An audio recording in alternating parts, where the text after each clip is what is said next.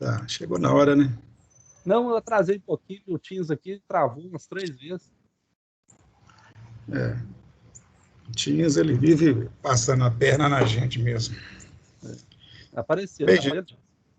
beleza, obrigado. Bem, gente, boa tarde a todo mundo, né? Como eu disse na semana passada, vamos dar continuidade àquele assunto que é a obtenção de dados para traçar as curvas características de alguns componentes. Como cada turma parou num ponto, eu não me lembro qual o ponto que nós aqui paramos, você se lembra? Qual que é o componente que a gente analisou por último? Componente 3.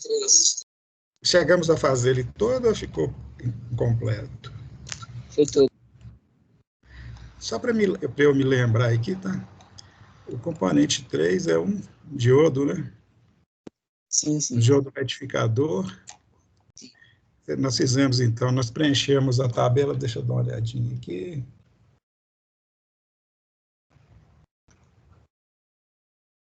Nós preenchemos a tabela para polarização direta. Aí eu pergunto, para polarização reversa também? Invertendo a bateria? Não, só para direta. Então vamos começar por ela, então, né? Então, observe, gente, que é o mesmo diodo, o mesmo, inclusive essa imagem que está aqui, eu mantive a mesma, é a imagem de um diodo retificador. Lembra que nós falamos alguma coisa sobre esse aqui, esse grandão aqui? Eu acho que... Não. Não custa falar de novo, né? Como a aula ficou dividida em 2 semanas, o que eu imaginei que a gente faria em uma, né? Vamos com mais calma, né? Não vamos correr com nada. Se for o caso, a gente repete mais vezes do que o normal. Olha aqui. Esse que está no simulador aqui, que a gente usa para verificar as curvas, é um diodo comum, é um N4001, né? Nós já até falamos sobre ele na semana passada. Esse que tem aqui, que é só um exemplo ilustrativo, é um diodo de potência, cara. Veja o símbolo dele, né? E observe que, pela posição do símbolo dele, esse terminal daqui, ó, é o catodo, e esse terminal, a carcaça dele toda, né, toda a carcaça, toda a parte metálica é o anodo. Para que ele conduza, né, isto é, que seja considerado com uma resistência muito baixa, a gente tem que colocar o potencial negativo no catodo e o positivo no anodo. Aqui geralmente é colocado um terminal parafusado, mesma coisa acontece aqui, ó, essa porca aqui aperta. A gente tem que apertar muito porque ele trabalha com alta corrente, né, para evitar que, devido a mau contato, haja sobreaquecimento aqui. Então tem que ser muito apertado, tem inclusive uma mola aqui, ó. E ele é metálico por quê? Porque, como esse aqui especificamente é de potência, né, para altas correntes e altas tensões, ele gera muito calor lá na junção dele. Aliás, o calor do componente de junção, diodo, transistor, etc., é produzido na junção ou nas junções. Ali é que desenvolve o calor, né, acontece a queda de tensão por onde passa a corrente, logo a potência dissipada é grande, e é uma região muito pequenininha, é micron, e aquele calor, se ele não for retirado dali de uma forma eficaz, vai esquentar, e ele vai queimar na hora. Então, às vezes, existe uma parafernália grande no componente, na estrutura dele, até fora da estrutura dele, para tirar o calor de dentro dele. E esse metal aqui é exatamente isso, né? O metal é bom condutor de calor e tem uma área grande para ajudar o calor ir para o ambiente mais fácil. Então, quando vocês virem um componente grande, dimensões grandes, né, pode ter certeza, é um componente de potência, e aquelas dimensões grandes são para facilitar o calor, a dissipação do calor, a saída do calor, a retirada do calor lá da junção. Existem vários processos para isso, e vocês vão estudar na disciplina prática de laboratório do segundo ano e também na disciplina de eletrônica de potência do terceiro ano. É um estudo muito importante na eletrônica. Nós só estamos mostrando aqui, só para dar um exemplo, mas já avisando, né, já antecipando que vocês vão estudar isso lá. São dissipadores de calor, são os métodos que usam para dissipar o calor, né? Vocês devem já ter contato com isso, por exemplo, no computador de vocês, naquela ventoinha que chama de cooler, né? Aquilo ali para tirar o calor de dentro lá, geralmente do microprocessador, né? Especificamente das junções que existem lá dentro. O processo de resfriamento do componente é muito importante. Então, vamos à prática propriamente dita. Eu vou pôr aqui para simular. Como o potenciômetro está em série, ele vai medir corrente. Então, vamos pôr para cá. E esse outro aqui vai ser o voltímetro, que está em paralelo com o diodo. Esse caso aqui é o caso que eu liguei o positivo no cátodo, está ligado aqui na parte, no terminal que está com a faixazinha, né? Essa faixa clara, então é o cátodo, e o outro, que é o negativo, está indo no anodo. Isso é que a gente chama de polarização reversa. Observe que, com a inversão de polaridade da bateria, a tensão aplicada ao circuito se tornou, assim, digamos, negativa em relação ao anterior, né? Portanto, está indicando aqui, ó, negativo, negativo, tá certo? O negativo aqui é para dizer que inverteu a tensão. Então, quando eu for desenhar o gráfico, eu devo considerar o eixo da tensão do lado negativo, né? E o eixo da corrente, consequentemente, do lado negativo também. A figura vai ficar, portanto, no terceiro quadrante. E que é? O que é o que, filha? A corrente ser negativa. Por que a corrente está 0,0? É porque ainda eu vou ajustar o potenciômetro aqui, que está para saber por quê. Esse caso aqui, eu vou explicar por quê. Vamos pôr uma escala menor aqui, ó. Uma escala menor, essa escala aqui, gente, ela é a escala de 2 miliamperes, ela marca, se tiver a vírgula lá, vocês vão considerar que o valor é em miliampere. Se for direto, se for um valor sem a vírgula, igual está aqui, ó, é microampere. Então, esse valor que está indicado aqui, ó, é microampere, tá? Mas deixa eu ajustar. Escala de micro, né, Maria? De micro mesmo? É. Tá aí, ó. Obrigado. Deixa eu ajustar o potenciômetro aqui primeiro, não anota não. Deixa eu só ver qual o valor que eu estou usando aqui na minha tabelinha, 100%. Eu vou ajustar o potenciômetro aqui primeiro para 100%, porque eu deixei ele ajustado de manhã, esqueci de mudar. Então, olha aqui, ó. O que nós temos aqui? O potenciômetro está no máximo. 100% do valor dele, e ele é um potenciômetro de 5K. Tá? Então, considere que, portanto, está passando uma corrente aqui, ó, por ele, no sentido inverso, tá certo? Cujo valor é esse aí, ó, 2,5 microampere. E a tensão nos terminais dele é 8,9. Quer dizer, é uma corrente pequenininha que está produzindo uma queda pequenininha no potenciômetro, sobrando 8,99, né, para o diodo, porque essa bateria aqui é de 9. Se a bateria é de 9, e tem praticamente 9 aqui, não tem nada praticamente no potenciômetro, mesmo ele sendo de valor muito alto. A conclusão que vocês devem tirar aí é o seguinte: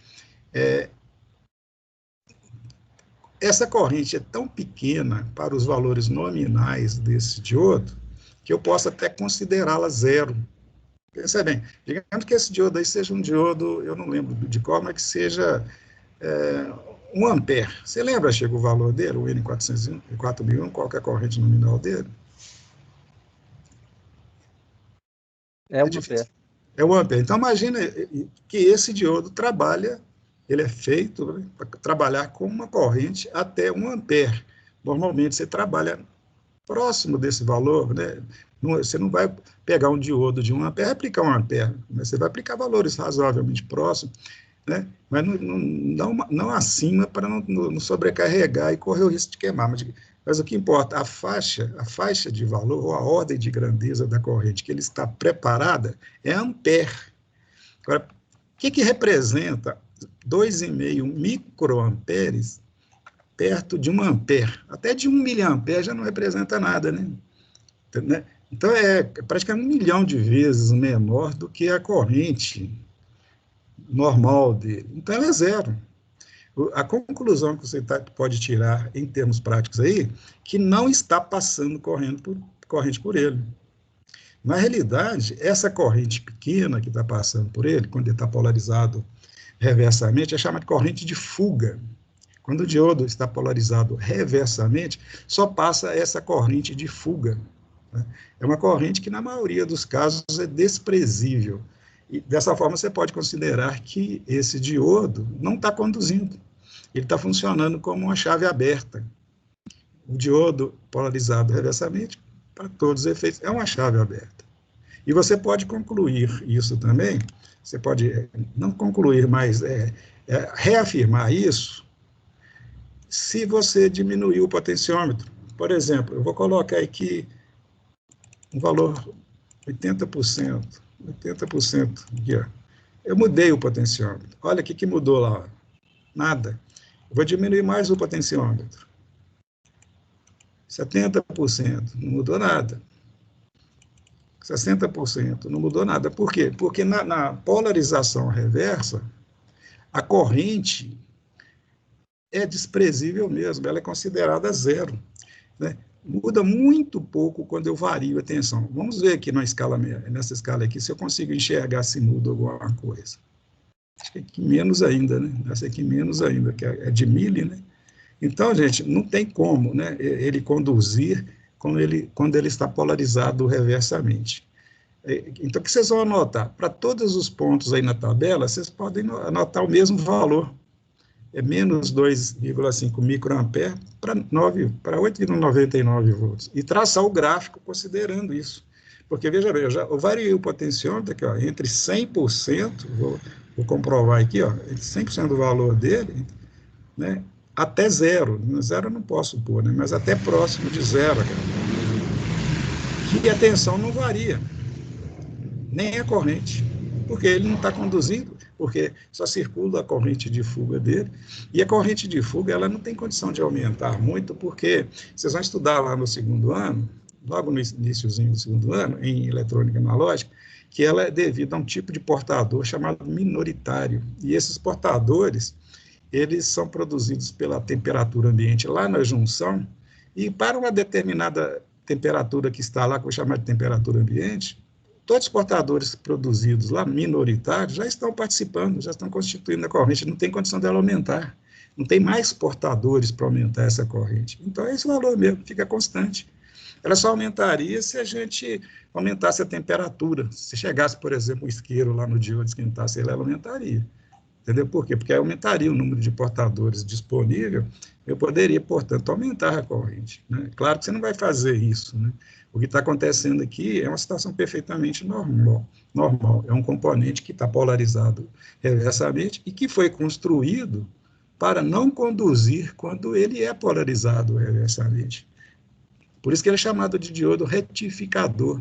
O retificador significa que ele vai num circuito específico, chamado retificador, ou, né, que pega uma tensão alternada, isso é uma tensão que tem polaridade invertida, a tensão alternada também vocês vão estudar, se já não começaram a estudar lá na teoria, é uma tensão que varia, digamos, 60 vezes por segundo de polaridade. Ela fica um tempo com a polaridade, depois inverte, fica fazendo isso x vezes por segundo, numa frequência que depende do gerador, né? Que está na rede elétrica da casa de vocês é 60 Hz. Tem algumas cidades no Brasil que é 50 Hz. Os geradores de laboratório variam essa frequência.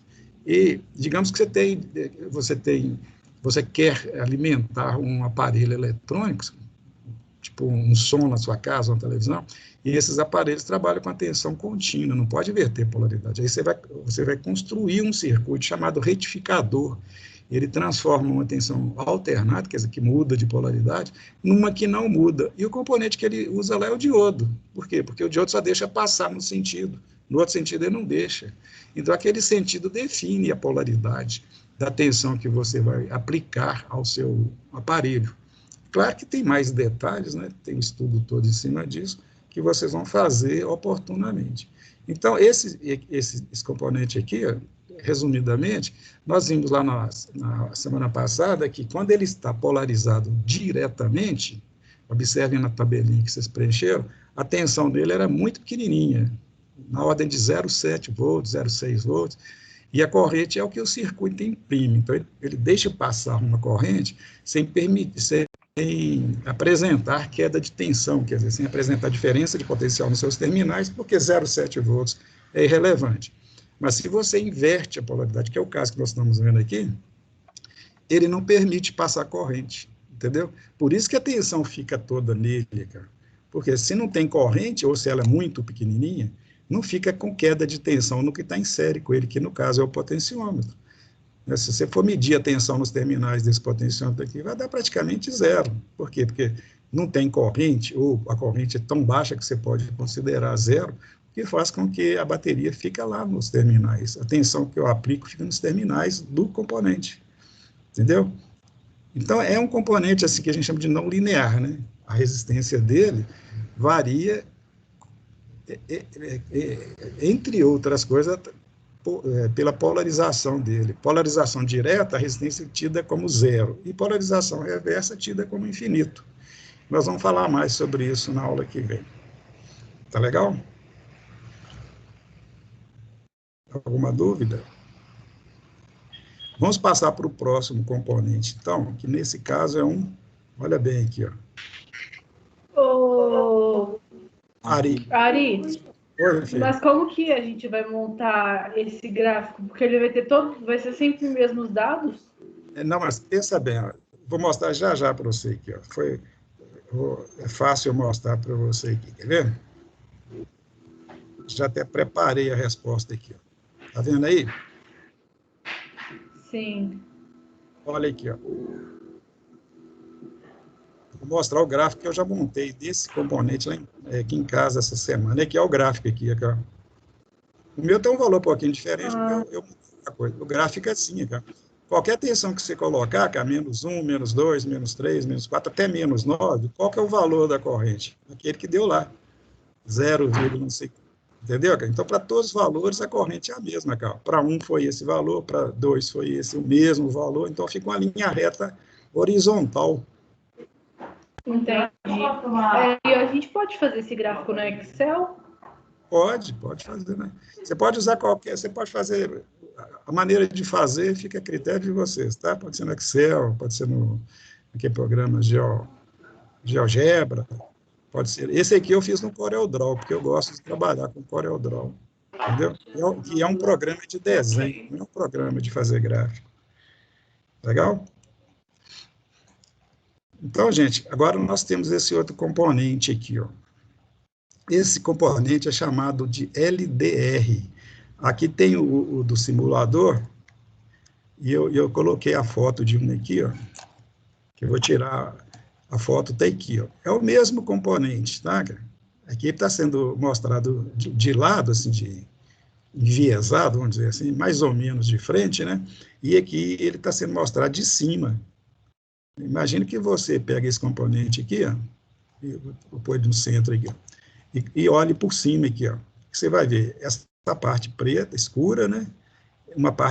Essa parte aqui, ó, digamos que é metálica, e você vê um pedacinho dessa serpentina aqui. Então, o simulador tentou imitar um pouco essa situação, aquela parte que é a estrutura dele, né, que chama de substrato. Aqui está o material que conduz, que no caso é um semicondutor, e aqui está uma proteção que existe lá. Esse caso aqui é só uma proteção, é para evitar que esse material aqui, que é semicondutor, ele entre em contato com o ar, senão ele oxida, né? O ar vai oxidar mesmo, ele sendo um semicondutor, vai mudar as propriedades dele. Ou é esse material aqui, ou é vidro, ou é uma resina, certo? Tipo um plástico. Mas é o mesmo material. Tá? Como a gente está com tempo, eu vou dar uma paradinha aqui para falar um pouco sobre esse componente, depois a gente obtém os dados. O que vocês veem aqui? Ó? É um componente de 2 terminais, veja bem, olha só o nome dele aqui, ó.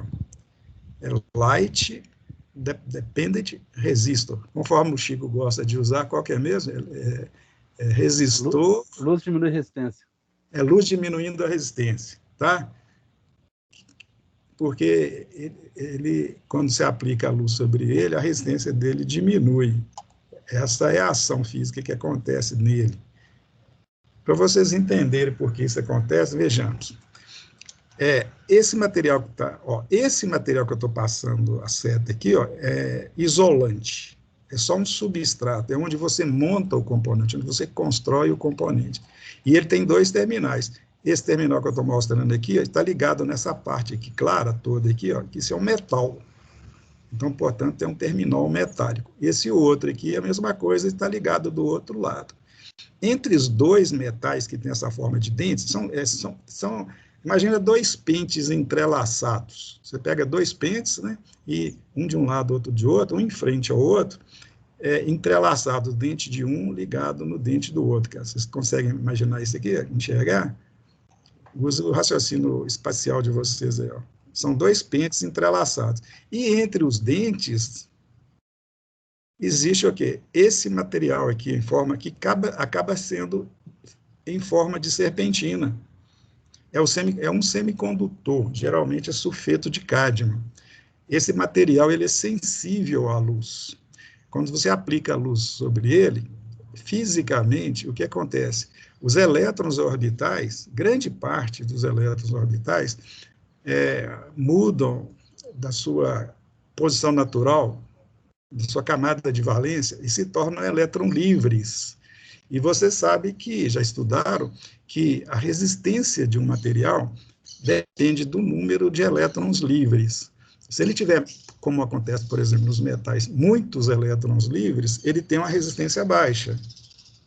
Caso contrário, poucos elétrons livres, uma resistência alta. E se não tiver nenhum, resistência infinita. Você teria que aplicar uma tensão extremamente grande para poder quebrar aquela resistência e produzir corrente.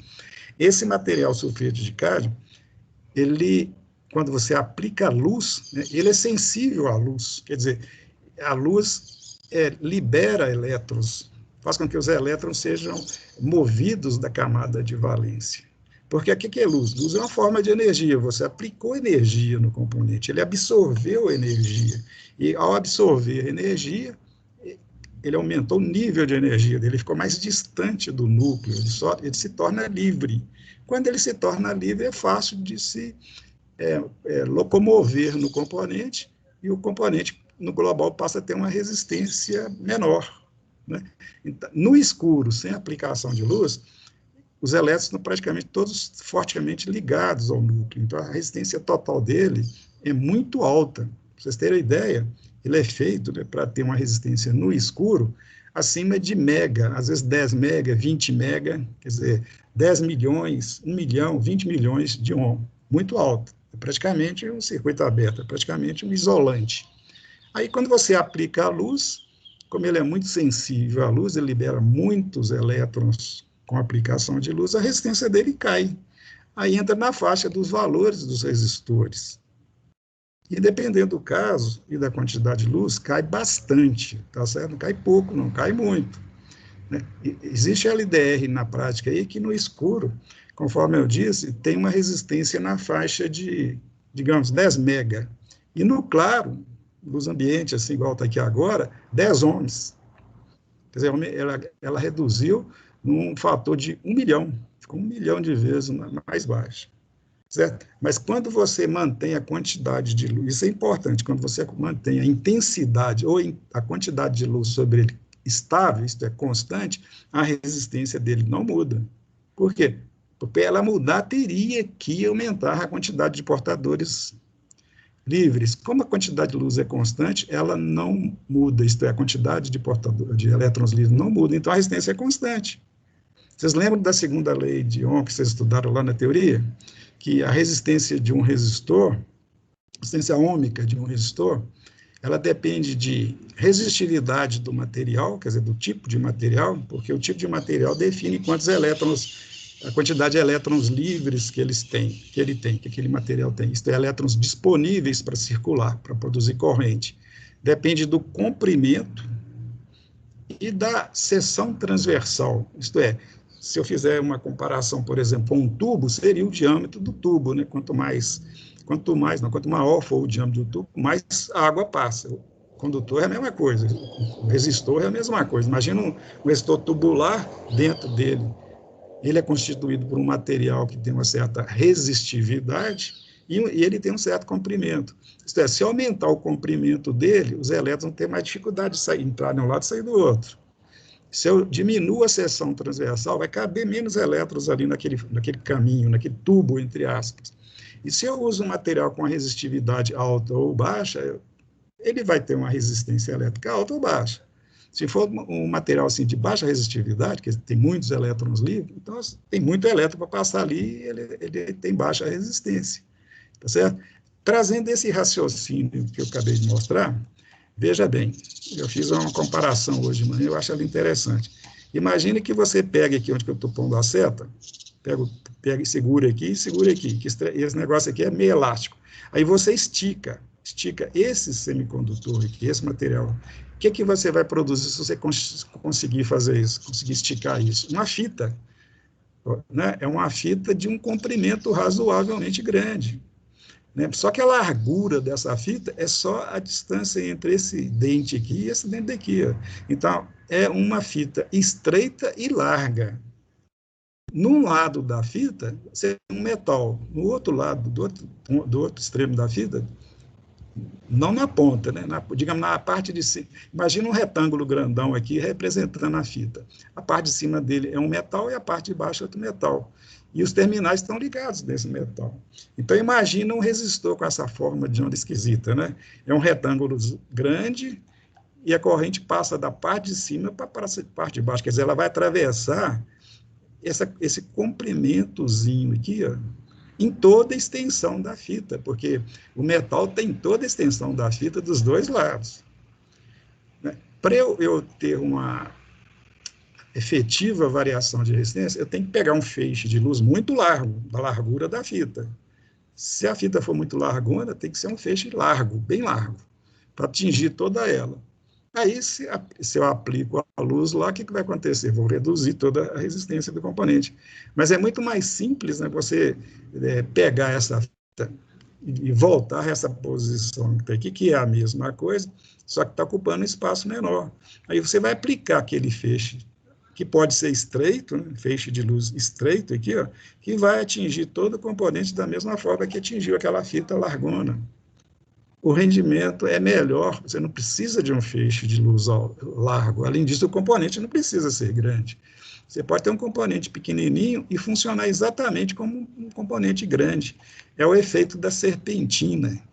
A serpentina, qualquer serpentina que a gente usa, tanto na termodinâmica quanto na eletricidade, é usada, existe para você concentrar o seu material numa região menor.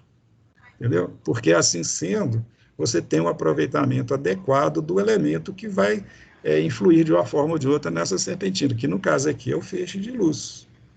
Tá certo? Então, uma outra coisa interessante é que, se você tiver a fita esticadona, um componente funcionando como se fosse feito por uma fita esticadona, se você aplicar a luz numa areazinha dele, só naquela área que você vai ter efetiva redução da resistência, o resto não. Porque você não aplicou luz no resto, ele é largo, mas o feixe é estreito, você atinge uma pequena parte dele e só por ali que vai passar corrente. Né? Por quê? Porque a corrente vai passar por onde você reduz a resistência. O resto é resistência altíssima, não vai passar corrente. Né? E a corrente passando naquele ponto, além de você não ter uma efetiva, digamos assim, efetivo rendimento no processo de redução da resistência, você vai esquentar aquele lugar. Mas a questão maior é que você não tem efetivo rendimento no processo. Mas se você faz isso em forma de serpentina, aquele mesmo feixe estreitozinho vai ocupar o componente e vai reduzir a resistência toda do componente. Agora, veja bem, se eu pego o componente grande, aplico a luz numa área, reduzo a resistência ali, depois eu pego outro feixe de luz, põe numa outra área, reduzo ali. Então, eu vou reduzir de um lado e reduzir do outro. Os dois resistores que eu reduzi estão paralelos. Beleza. Quando a gente coloca resistores em paralelo, eu estou reduzindo a resistência. Vocês estudaram isso lá com o Chico, lá com o outro professor lá. Não sei quem dá aula de teoria para você, mas vocês viram lá que resistores em paralelo apresentam uma resistência equivalente, que é menor. Sua, né? Então, estou dando exemplo para te... É que ele sofre comigo lá. Você sofre com você lá, Chico. Mas eu estou te dando como se diz aqui, uma forcinha aqui, né, Chico? A resistência, se você pega uma resistência, põe ela em paralelo com outra, você reduz uma, se uma for pequena, a outra for grande, a resistência equivalente fica praticamente a que você reduziu. A grande não altera nada, praticamente, se ela for muito grande. Se você reduziu as duas, você passa a ter duas pequenas em paralelo, dá uma restante menor ainda. Então, quanto mais resistências em paralelo você colocar e influenciar nos valores dela, menor você vai ter uma resistência equivalente total. E esse componente é feito por um conjunto muito grande de resistências em paralelo. Olha aqui, ó. Aqui tem uma, aqui tem outra, em toda a extensão aqui da serpentina, você tem resistências em paralelo. Puxa aí o raciocínio abstrato que você vai conseguir enxergar. Né? E quando você aplica a luz nele todo, você reduziu todas as resistências de todos os infinitos resistores em paralelo. Então, você tem uma resistência que vai cair bastante. Por isso que, no escuro, a resistência dele é infinita, 20 mega, por exemplo, e no claro é 10 ohms. Por quê? Porque o rendimento é muito grande. Deixa eu tomar uma água aqui, com licença.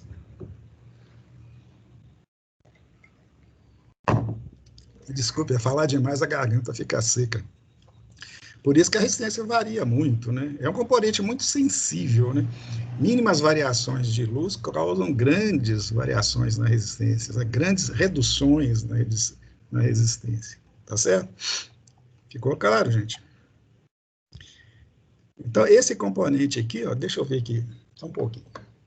Eu vou ajustar ele para ficar mais ou menos com o que eu já fiz aqui. Ele permite o ajuste aqui, quer ver? Olha bem.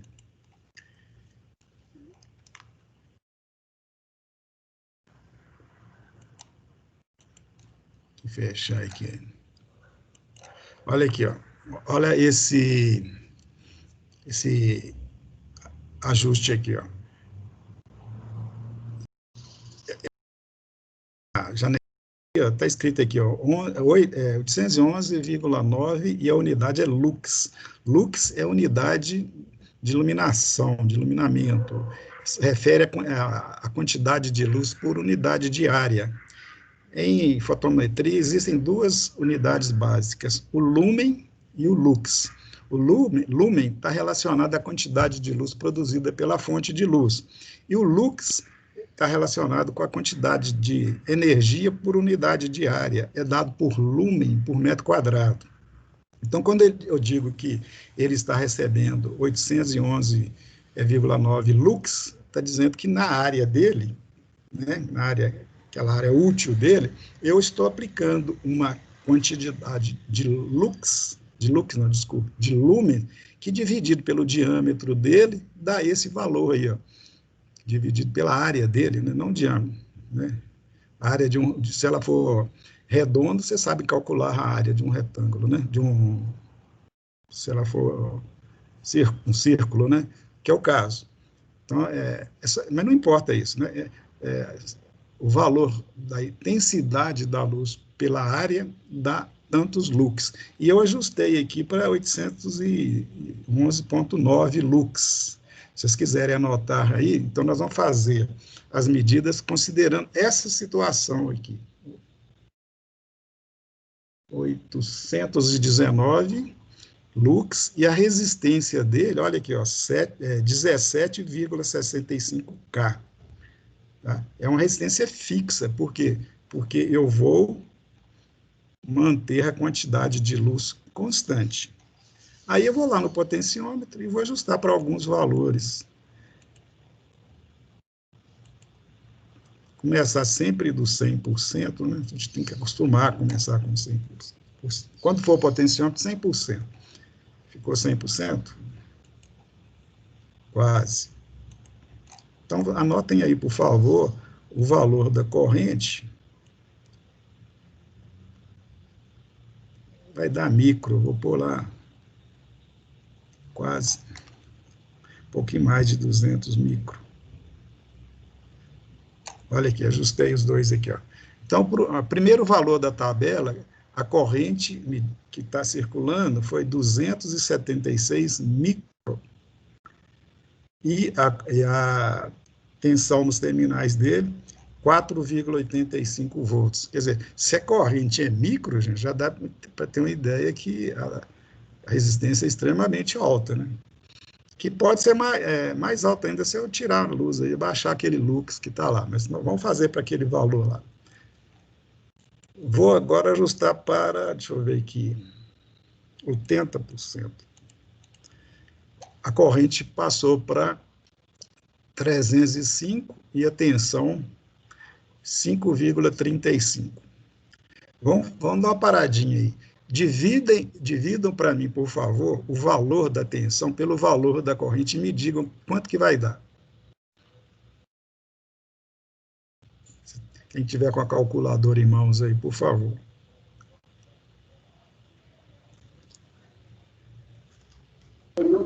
É 0,017.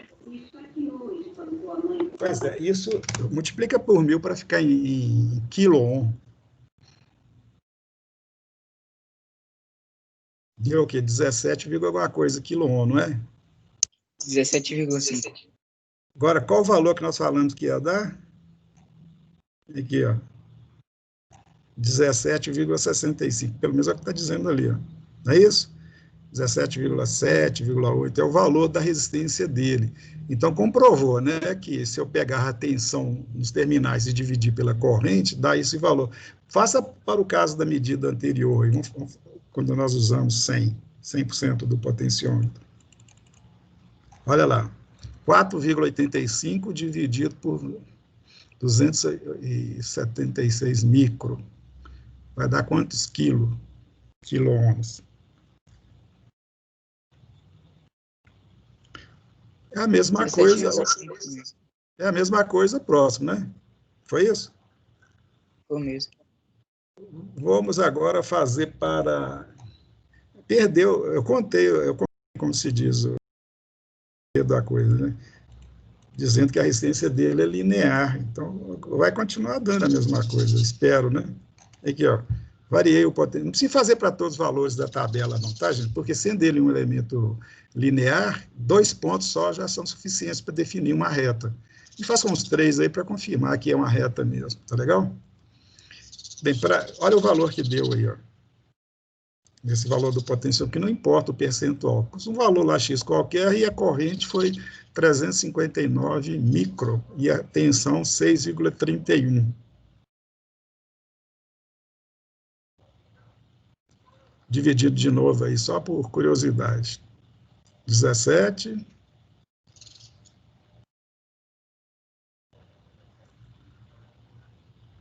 Você quer que dividir, não? Deixa para depois, né? Mas depois vocês dividem, vocês vão ver que a resistência sempre vai dar a mesma, tá, gente? Vou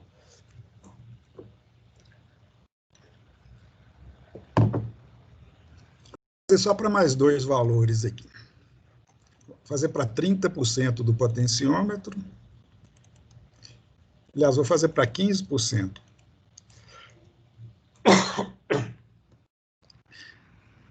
15%, tá ali, ó. 454 micro e 7,98 volts. E o último valor, vou pôr 0 aqui no potenciômetro, tá? Esse caso aqui não tem problema ser 0, não. Ele não é dispositivo de junção, não. Ele é um resistor. Desculpe a tosse aí, esse ar seco. Então, para 0 lá no potenciômetro, né?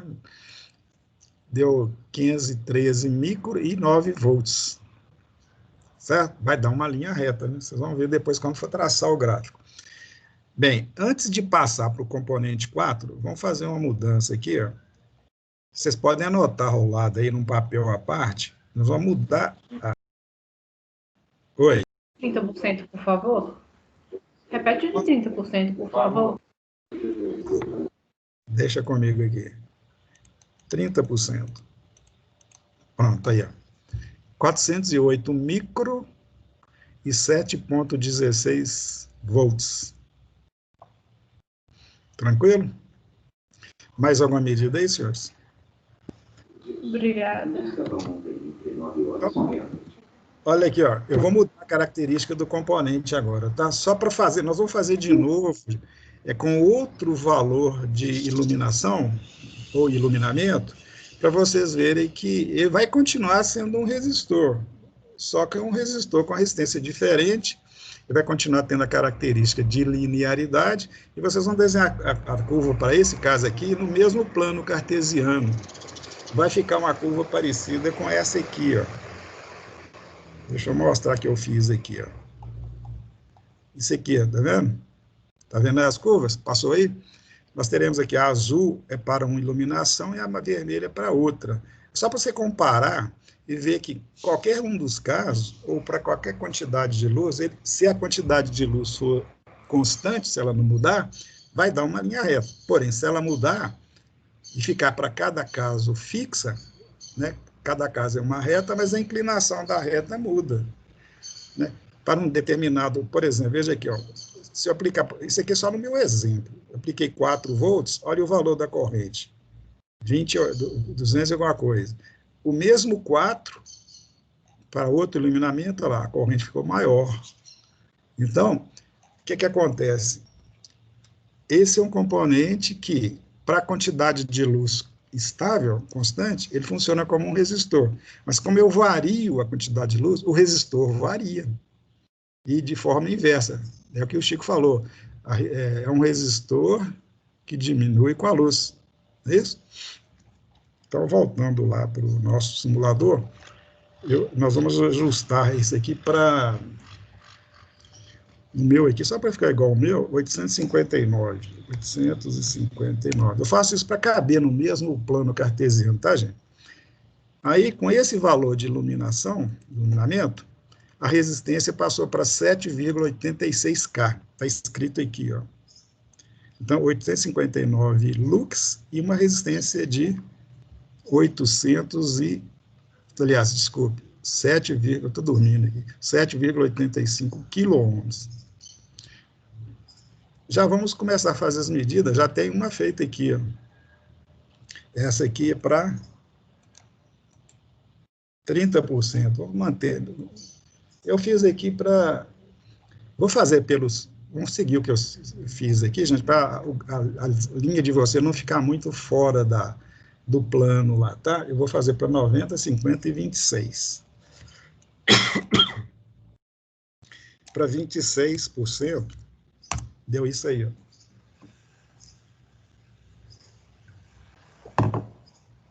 767 micro e 6,01 volts.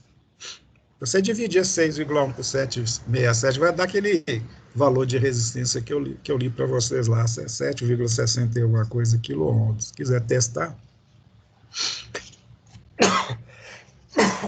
Garganta está difícil hoje. Nossa.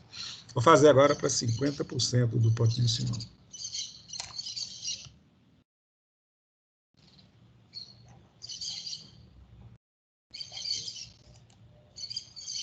Ficou aí, ó, 587 micro e 4,6 volts. A última medida vai ser para 90%.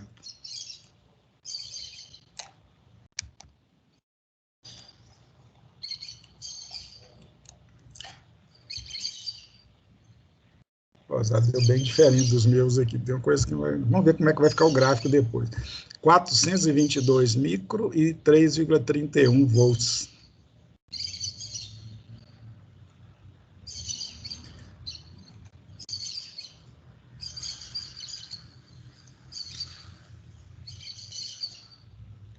Bem, tá aí. Tá certo, senhores? Então, com esses dados aí, vocês vão fazer a curva característica dele e depois nós vamos comentar sobre ela. O último componente, o componente 5, o que é? É um diodo LED, aliás, desculpe.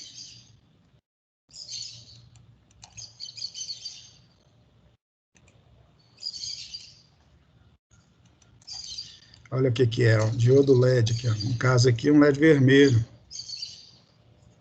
Aqui temos um LED vermelho. Esse é até o invólucro mais comum do LED, né? Eu coloquei só um exemplo aqui, ó, ilustrativo, de uma lâmpada LED, cara, só para ilustrar mesmo. O que é uma lâmpada LED? Aliás, o que é um LED? LED é um diodo comum, quer dizer, não é tão comum, né? O comum é o comum, esse já não é comum. O comum é aquele que você estudou lá mais atrás, usado como retificador. Esse aqui, ele é usado para produzir luz. Todo diodo funciona do mesmo jeito. Ele é um dispositivo de junção, e quando você aplica, você polariza, ele faz circular corrente, ele vai emitir luz, ele vai deixar passar a corrente, vai ser desenvolvida uma energia lá na junção dele, né? Os elétrons vão mudar de camada. Imagina que você aplicou energia elétrica lá aos portadores, aos átomos lá em volta da junção dele. Vocês vão estudar isso bastante detalhadamente, vão entender melhor. Só para adiantar, quando os elétrons recebem energia, no caso da energia elétrica, eles vão passar para camadas mais externas. Alguns voltam, outros não. Os que voltam são chamados de elétrons excitados. Vocês estudaram isso lá na física. Os elétrons excitados, quando voltam, eles emitem radiação, isto é, eles devolvem a energia que eles receberam em forma de energia radiante, em forma de ondas. E a frequência dessas ondas, ela está numa faixa que depende do tipo de material usado. O silício está numa faixa, o germânio está na outra. Se não me engano, o silício, que é o material mais usado, está na faixa do infravermelho. O infravermelho é uma luz não visível. Mas existem materiais semicondutores especiais, que são usados nos LEDs, que essa energia radiante está na faixa da luz visível, tipo vermelho, amarelo, verde, azul, violeta. Então, a luz que ele emite, né, são os elétrons, ela é função dos elétrons estarem voltando para suas camadas originais e devolvendo a energia em forma de energia luminosa. E se ele tiver um invólucro transparente, você enxerga a luz, portanto é uma luzinha, né? O LED é uma luzinha, é um diodo luzinha. Por isso chamar de Light Emitting Diode, né? Diodo emissor de luz. E aqui tem o exemplo, conforme eu disse, de uma lâmpada LED aberta, para a gente ver que tem lá dentro. Tem o receptáculo, você liga lá na tomada, por exemplo. Um circuito eletrônico aqui, ó, é uma fontezinha chaveada, que ele vai pegar a tensão alternada aqui e transformar numa contínua com um valor determinado. E os LEDs estão aqui, ó, são esses pontos aqui, está tudo em série. Quando você liga em série, você soma as tensões. Aí você pode trabalhar trabalhar com a tensão mais alta. Então, quando você liga ali na rede, você liga uma tensão contínua produzida por esse conversor aqui aos LEDs, e eles vão acender simplesmente, certo? E vão produzir uma luz bem alta, porque os LEDs, são muitos LEDs que tem lá dentro, e esse bulbo aqui tem uma forma de ele é construído com material que difunde a luz. Em vez de você olhar lá dentro e ver um monte de luzinha acesa, você vê só ele todo como uma luz acesa, porque ele difunde, né? É tipo o que existe nessas lâmpadas comuns aí, né? O material difunde, você vê um corpo brilhante. Então, vamos traçar a curva para esse LED aqui, ó. E nós temos aqui, ó, desculpe, a voz está bem ruim, tá, gente? O positivo ligado no anodo e o negativo no cátodo. Nós vamos polarizar o LED, o diodo LED, diretamente. E fazer para uns 3 ou 4 valores, não precisa de muitos, não. O LED aqui é acho que é mili. E uma tensão ao contrário. Tensão para cá. Pronto. Vamos pôr para simular. o potenciômetro começar com 100%, olha aí, a primeira leitura aí, ó, 4,91 miliampere e uma tensão de 1,63 volts. Se você comparar com aquele diodo retificador, já dá para ter uma comparação aqui. O diodo retificador, ele apresenta tensões entre os eletrodos dele bem menor, né? Nós vimos lá que é 0,5, 0,6, 0,7, ou às vezes até menos. Aqui já começa com 1,63. Vamos aumentar a corrente aqui para ver. Deixa eu ver os valores que estão aqui. Para parecer com o meu, é importante eu manter a mesma tabela. Tá aí. Vou fazer com 80%.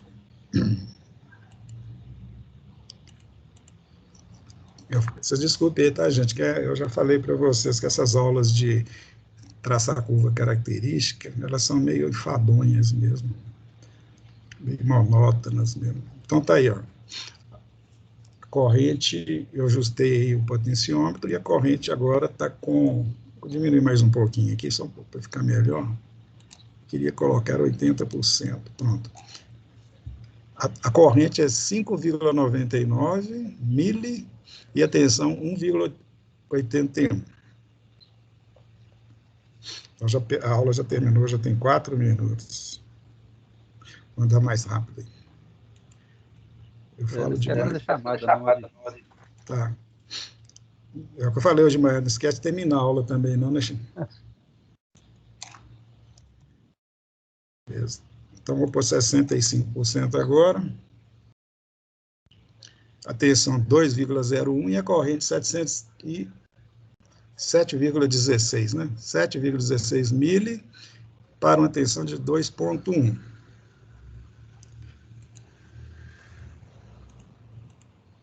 Para 50% do potenciômetro, a tensão passou a ser 2,3 e a corrente 8,92. Para 40%, 10,66 mili e 2,59 volts.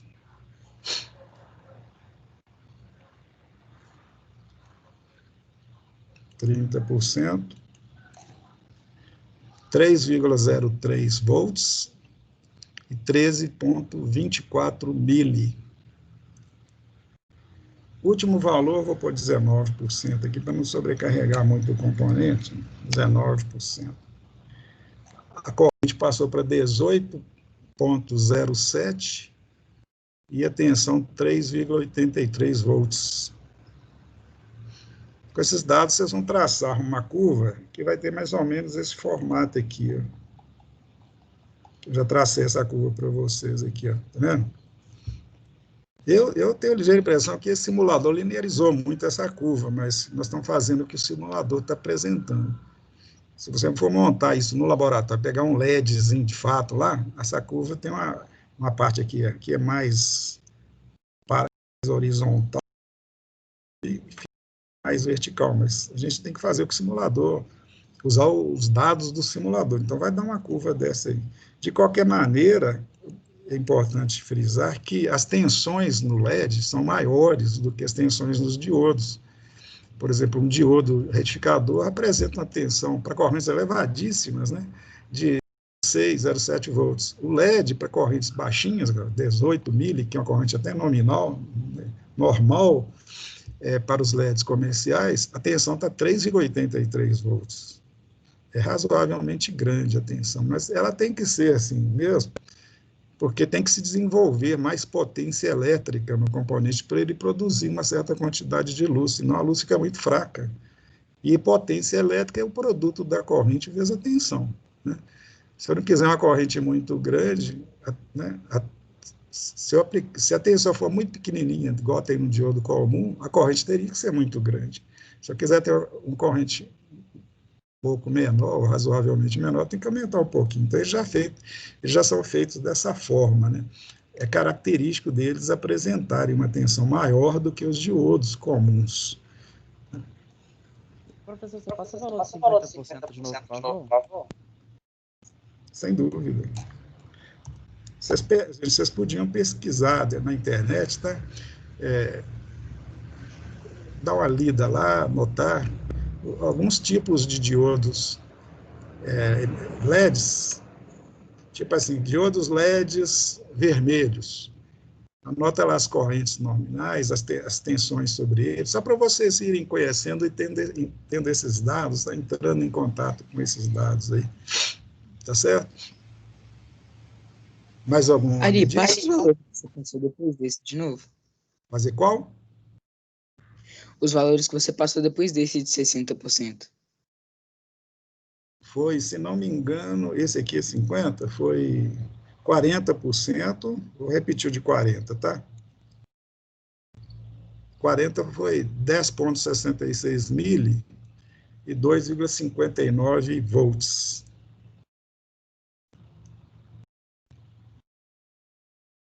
Eu fiz também com 30%. 30% foi 13,24 e a tensão 3,03.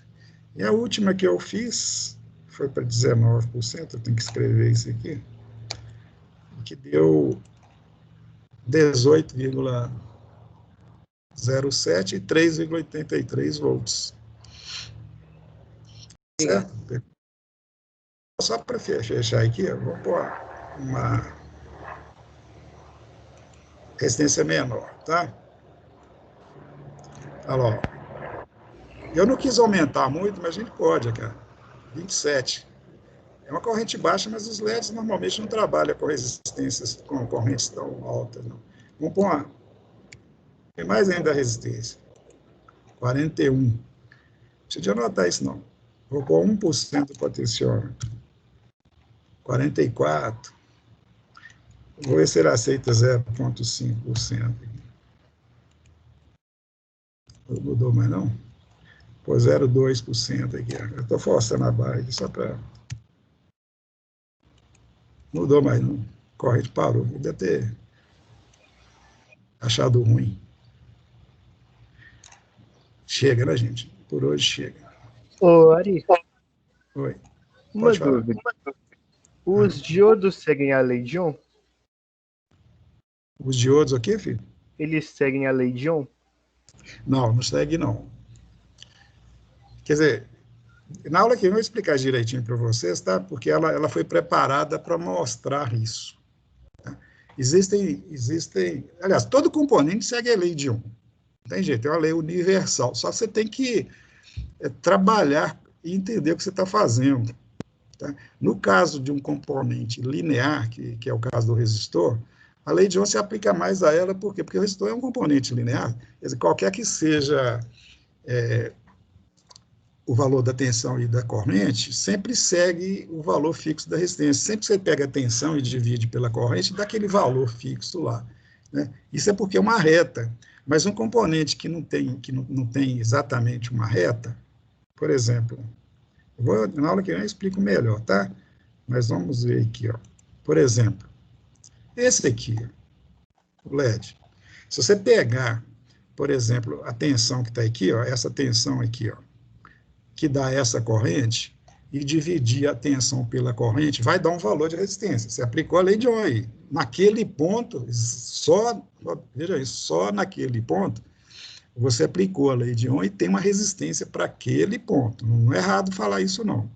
Se você mudou a tensão, por exemplo, vai pegar uma tensão aqui, ó, esse 1 aqui, ó, e verifica a corrente, se você pegar aquela tensão e dividir por aquela outra corrente que deu, vai dar um valor de resistência diferente.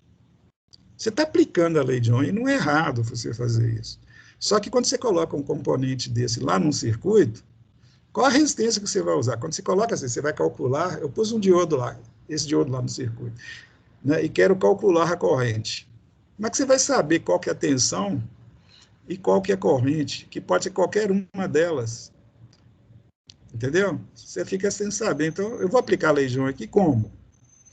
Eu não sei qual o valor da tensão que vai acontecer, nem o valor da corrente. Se eu souber o valor da tensão, eu sei o valor da corrente, ou vice-versa. Mas quando eu coloco ele lá no circuito, como existem muitas possibilidades, eu não vou saber qual o valor que eu vou usar, como é que eu vou aplicar a lei de Ohm, entendeu? Se eu não sei como aplicar, eu não devo aplicar, eu tenho que usar um outro método para eu poder resolver esse problema, e esse outro método é o que a gente vai ver na aula que vem, que é a utilização da reta de carga do circuito, tá certo? Agora, isso é quando você quer fazer, não sei se eu vou lembrar de falar isso na semana que vem, para lembrar bem, mas isso é quando você quer fazer um cálculo mais preciso. Quando você não quer, não precisa, aliás, não quer não precisa, você pode usar situações assim típicas. Por exemplo, um diodo. Um diodo é um componente que, se estiver polarizado, conforme já falamos, diretamente, ele apresenta uma queda de tensão tão pequena que eu posso desprezar, entendeu? Eu não preciso de calcular a corrente para aquela tensão. Veja bem aqui, ó, aqui é a curva de um diodo. Veja bem, é sempre baixinha lá, 500 milivolt, 0,5 volts, 0,6 volts. Então, perto das tensões nominais lá do circuito, esse valor é desprezível. Então, eu considero um valor médio. Por exemplo, se eu sei que os valores típicos aqui para as faixas de corrente que eu vou usar está em torno de, por exemplo, 0,6, de 600 milivolts, eu uso lá os 600 volts, milivolts, entendeu? Ou 0,6 volts, eu uso aquele valor. E qual a corrente que vai circular? A corrente que vai circular é o valor da corrente que o circuito estiver induzindo a circular. Então, basta você pegar a tensão da bateria, lá do circuito, abater, retirar o valor 0,6, isto é, calcular a tensão no resistor, e pega a tensão do resistor e divide pela corrente. Ou pega a tensão do resistor e divide pelo resistor e acha a corrente, que aplicou a lei de Ohm. Eu só que apliquei a lei de Ohm no resistor, não no diodo. Em componentes não lineares, tipo diodo, transistores, e qualquer componente não linear, você não aplica a lei de Ohm sobre ele. Por quê? Porque a resistência dele não é linear, porque ela depende do ponto de operação, depende de onde da curva você vai estar trabalhando, e você não sabe. Sem fazer um processo gráfico, você não sabe. Tá certo? E cada componente tem uma. Você compra um diodo X, ele tem a sua curva característica. Você pega o diodo X na mesma loja, né, no mesmo, digamos, da mesma fornalha, né, foi fabricado junto, e já tem uma curva diferente, entendeu? Então, usa outros métodos, outros artifícios que são igualmente precisos para você calcular. Resumindo, você não usa a lei de Ohm para componentes não lineares, não. Da mesma forma que você não usa a reta de carga para componentes lineares. A reta de carga ela vale para qualquer componente, assim como a lei de Ohm, mas você usa, digamos assim, o artifício técnico, né, vamos chamar assim, para o caso que for mais conveniente. Componentes lineares, resistor, você não precisa de trabalhar com curvas características. Você sabe a resistência, então você usa lá os teoremas lá, que teorema de Tébida, de Norton. O Chico vai encher você de teorema lá, né, Chico? Tem muitos.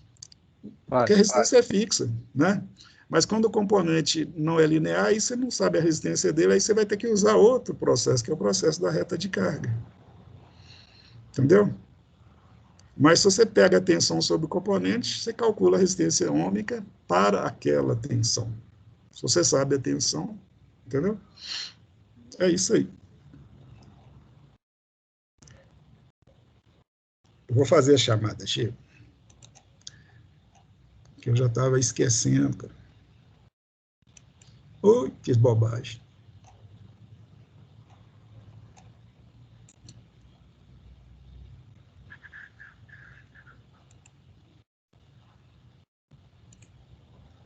Pronto. Baixei a lista. Parei a gravação.